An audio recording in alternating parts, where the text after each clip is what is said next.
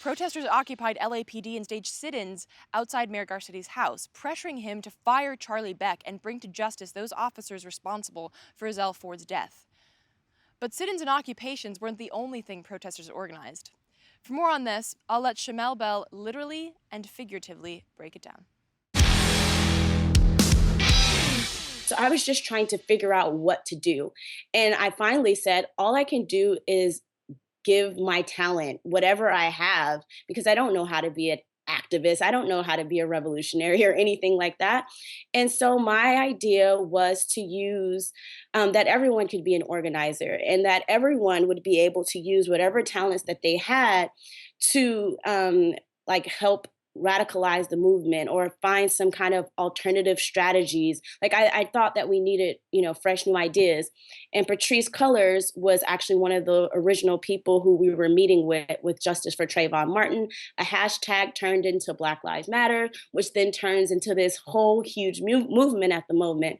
So when we occupied LAPD, it just came on a whim. I said, I was there, I don't know what day it was, maybe a weekend, because we were there for like 18 days.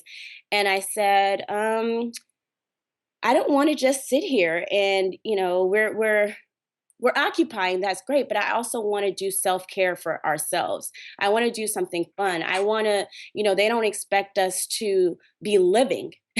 So I want to live in this space. So I called one of the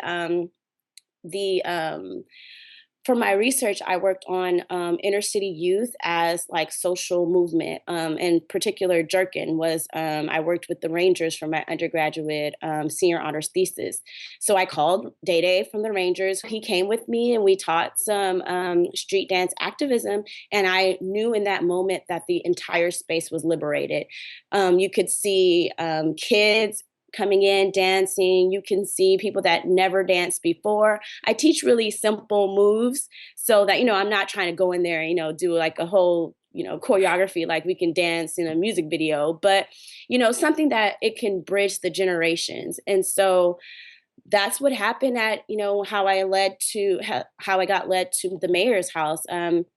Was supposed to be doing my finals. As you know, I woke up at I didn't wake up actually.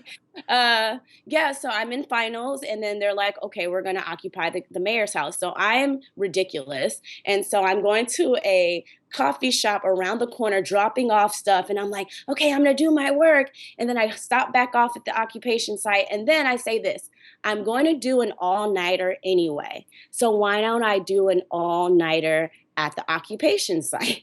So I'm doing my paper in the middle of the night. I'm the only one up. There's one other person that decides to stay up with me. And that's kind of how it worked at Occupy LAPD anyway. I don't ever like go to sleep. I kind of just stay up and look around. And so I was doing my final and my work is on street dance activism. So I said, you know what? I'm going to do an action tomorrow. It was kind of just like, oh, let's call some more community members. I called this crew on my shirt, Demolition Crew. And I said, you want to do an action. So what we did was completely spontaneous, though. Like, I just teach the newest dance craze, whatever I feel like people could learn. And we turned our backs to the mayor because we wanted to make sure that folks knew that we weren't performing for him. It was about um, us liberating ourselves in a sort of self-care. And it was also, Black folks have always had this link between cultural production and politics that can't be divorced. What we wanted to do is disrupt the space. So we're on this public sidewalk, but they don't expect us to be there. That's not where we're supposed to be, outside of his house. So that's one thing. And the other thing, we wanted to take over the street. So we did some shots in the street. So we shut down his street. And then the last thing we wanted to do, which is the most important thing, is to have a sort of, psychological benefit that is outside of what anybody that's not there is dealing with. We're the one there. We are the ones there occupying space. So I guess that was my very long answer to your question. No, that's great. And then, of course, I mean, dance and art in general has this liberating effect like you talked about, but it also is very powerful in sending a message, which is why, of course, it caught my eye, because it's not just another meme. It's not just another occupation, even though those are very powerful as well. I want to touch upon an aspect that I've talked to some other people about as well, including a professor who deals specifically with hip hop. How do you feel that, particularly these days, hip hop it started out as such a political commentary, and now there isn't that overt political commentary anymore. Do you feel like part of what you're doing is bringing back the politics to the hip hop culture? Absolutely. There's a book called Black Arts West by Daniel Widener, and he was a student with Robin D.G. Kelly, who is my mentor. And this book talks about the links of and the interrelatedness of having a social movement and a political movement. Like people always think that it's either one or the other, or one is on the back of the other, but they're always simultaneous movements that are like kind of parallel to each other in Black politics. It's always been that way. You have people such as like artists such as Paul Robeson, who was a really big figure in Black arts, and activism. And so you also have, Duke Ellington, and there's like a history of, or when Billie Holiday did Strange Fruit, that is, still one of I tear up every time I hear Strange Fruit, and how that art and politics is something that has always been there. So the fact that our generation has become complacent, and I think that's because of this whole, there's not blatant racism. We have a Black president, and a lot of kids are, thinking that their parents worked on or their grandparents worked on the civil rights movement. So everything's fine. There's a lot of being self centered. There's a lot of, we're on our phones. Like people all the time, I watch people almost bump into me, bump into walls, bump into everything because they're just like walking and texting. I go to UCLA, and I'm like forever seeing people almost bump into things. And so, I mean, you can't even walk. Like literally, you cannot walk. How are you going to liberate people? So I guess I am trying to put those links, even if they are not seen there. A Black body living is political at this current moment. So I would caution, folks to say, oh, they're rapping about, I actually don't know what they're rapping about these days. Oh, well, the whip and the nay nay, it's just a dance. Let me whip, let me nay nay, like, and it was just really interesting to me that the nay you can put your hands up in the hands up thing. So that's why I chose, movements that looked, this is not a part of the whip or the nay, but I put the fist up so that I could trigger these like movements that people would see. And it's like, okay, so they think that I'm doing the nay, right? But it's really hands up that's going on. There's Black power that's in there. And then you're whipping, so those type of things, I guess I'm kind of trying to bridge that gap.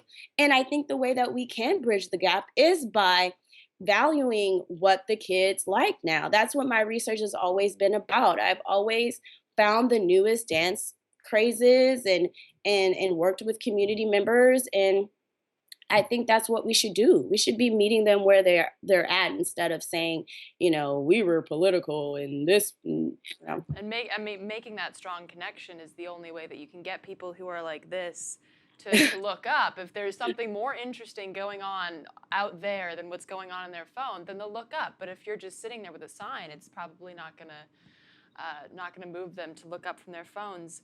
Um, so so because obviously I agree with you. Being a creative activist myself, I think that being like a song, a dance, a piece of art is incredibly political. It Yeah. can be incredibly political. So, with these dances, what are your goals? I mean, obviously, you caught my attention just but from scrolling around Facebook. What are your goals outside of having these videos go viral? Well, my goal is to have more people involved in the movement. What I'm going to eventually start is a BLM dance team.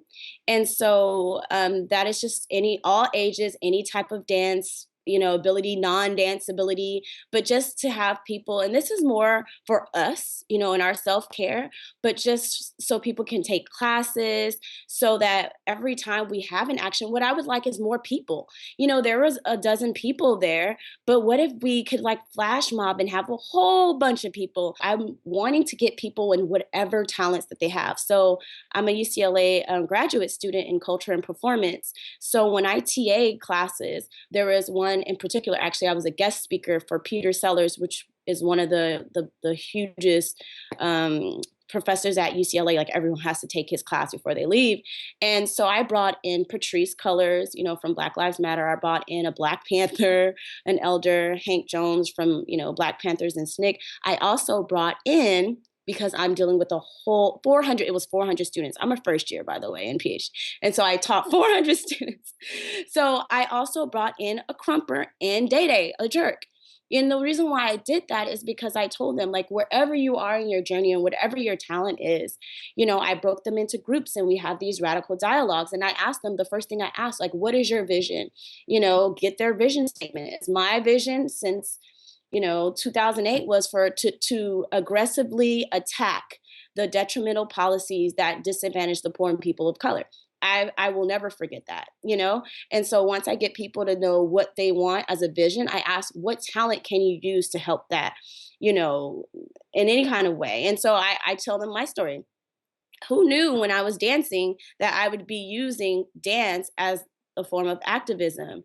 And so after that, I asked the students, like one girl said she can get 200,000 views in a week, that she just has a YouTube channel. And I said, well, that's your thing. You upload a video and then that's your talent. It doesn't have to be something that you think it's so great. And I think that's the ultimate goal, like whatever it is that you're good at, to be a part of the movement, because I'm really, really frustrated with people sitting and hurting and just saying, oh, I'm not an activist, because it's really heavy work. Like, we have very physical responses to our people just being killed. And so a lot of us are walking around with like a post-traumatic stress, and a lot of us are having anxiety attacks and panic attacks. But after we dance, or do prayer, or those are a lot of things that happen. There's drumming circles, there's artwork always being done, there's chalking that's always being done, and so wherever we can liberate a space or, disrupt the space. And I think that wherever we can, we'll be doing that.